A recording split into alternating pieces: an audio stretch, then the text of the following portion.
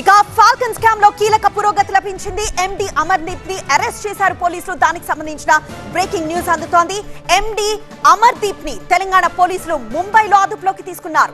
Mumbai immigration అధికారులు ఇచ్చిన సమాచారంతో గల్ఫ్ నుంచి ముంబైకి వచ్చాడు. అమర్దీప్ ని పట్టుకున్నారు.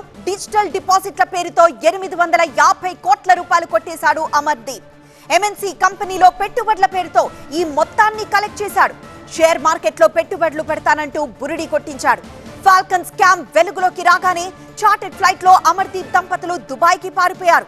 దీంతో తెలంగాణ పోలీసులు ఎల్ఓసి జారీ చేశారు. ఈ కేసులో ఇప్పటికే సీఈఓతో పాటు అమర్దీప్ సోదరుణ్ణి పోలీసులు అరెస్ట్ చేశారు.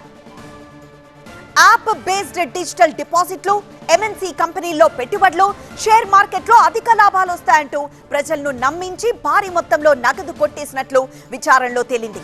అమర్దీప్ కోసం తెలంగాణ పోలీసులు అంతర్జాతీయ స్థాయిలో గాలించారు. ముంబై ఇమిగ్రేషన్ అధికారులకు ముందస్తు సమాచారం ఇచ్చుంచారు. అక్కడ ఎయిర్పోర్ట్ లో ల్యాండ్ కాగానే అదుపులోకి తీసుకున్నారు. ఇక నుంచి విచారణ వేగవంతం కానుంది.